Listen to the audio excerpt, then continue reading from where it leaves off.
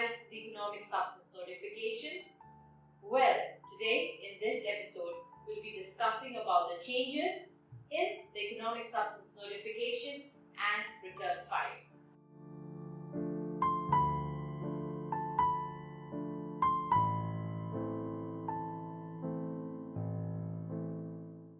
The first question I would like to ask to Mr. Manu. There are a lot of businesses out here in the UAE who's filed the notification.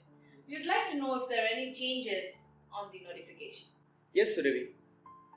That is another major changes in the regulation. We have already submitted the notification for the year 2019 because different regulatory authority gave different cut-off date to submit the notification. So most of the companies submitted their notification before 30th June 2020 for the year 2019. Now the law is changed. Earlier, the economic substance notification was supposed to be submitted to the regulatory authority. Now it is shifted to Ministry of Finance. There will be a portal which is yet to be uploaded. Once it is uploaded, then we have to submit our economic substance notification for the year 2019 through the online portal of Ministry of Finance.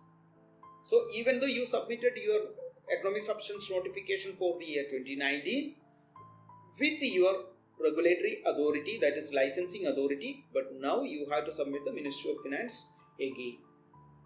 Okay, to add to that, Ms. Dhara, there are many businesses in the UAE having many branches. Is there any changes with regard to notification for the branch companies? Of course, Survi. In fact, now the branches and the main company or the parent company or the head office has been clarified in a much better way. As per old regulation, we had no clarity or there was no definitions as to branch. Also, there was no separate filing or compliant requirement for branches and the parent company. But now we do have it. Let me put it into three sections. Okay. First part would be branch of a UAE company.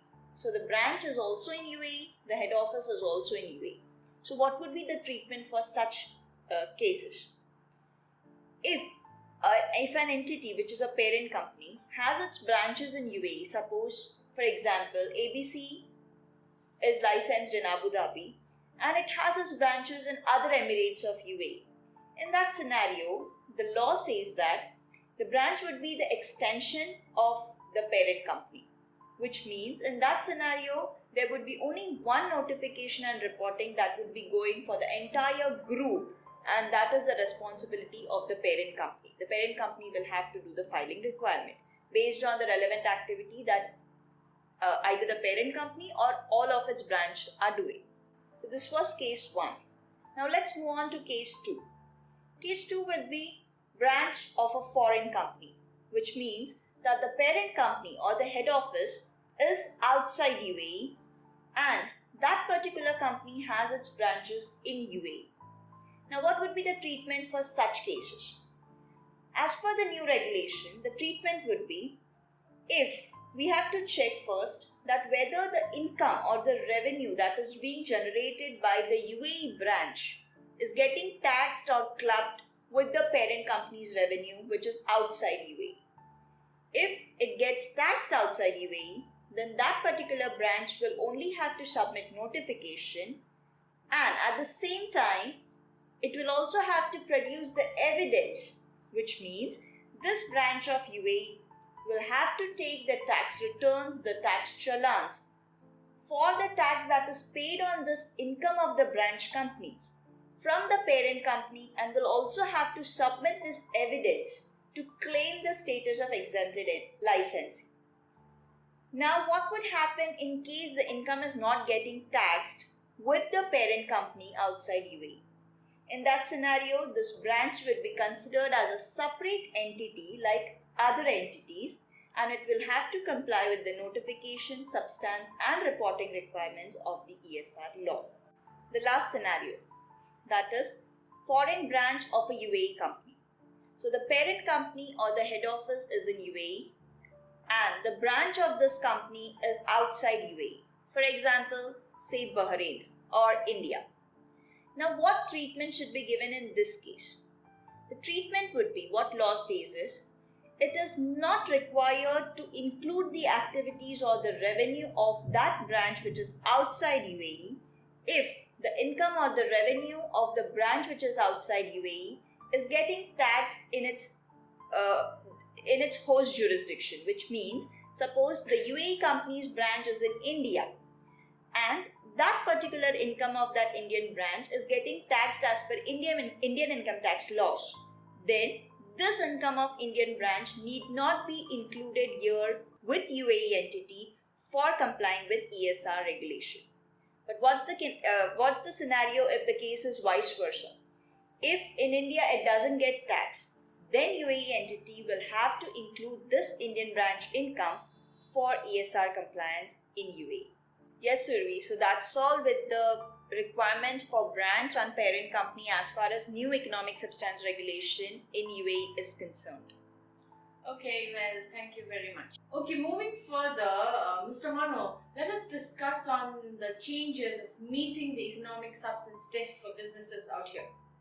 In the new economic substance regulation, even the meeting the requirement of economic substance test also changed.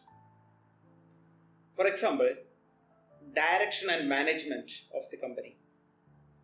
The activity of the company should be directed and managed from UAE itself, and there is a clause added in the new regulation. It doesn't mean that the board of directors or any other member who is responsible for that one need not be a resident in the UAE itself. That clause is newly added. So the residential status of the board member is not relevant in this case.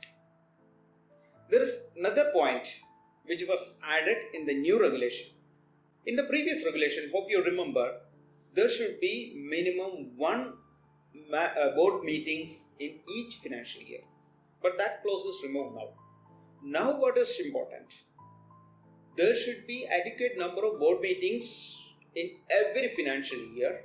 It depends upon the level of activity and volume of the relevant activities carried out by the entity.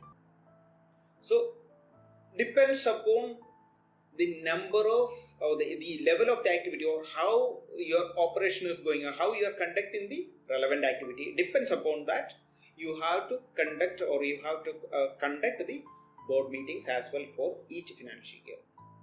Okay, Dhara, to add to that, is there any more changes on the economic substance test? Of course, Survi, we have changes as far as substance test is concerned. An important change which has been observed is in the outsourcing activity. So you all must be aware that even the previous law had agreed or was allowing to outsource the core income generating activity to be performed by outsourcing companies. Addition to it in the new regulation mentions that we can now outsource, the entities in UAE can now outsource the back office functions, for example IT, finance or any other support functions can also be outsourced outside UAE, which means, for example, you have your back office function in Philippines or you have a back office function in India which is supporting you to perform your SIGA in UAE. So now this is the major and an important change which has allowed by the new regulation as far as substance test is concerned. Thank you, Ms. Dhara and Mr. Manu. Well, with that note, we come to our end of the fourth episode of our new economic substance regulation in the UAE. Do not forget to tune in to our last and final episode where we will be discussing about the clauses related to authorities and powers and penalties. Stay tuned.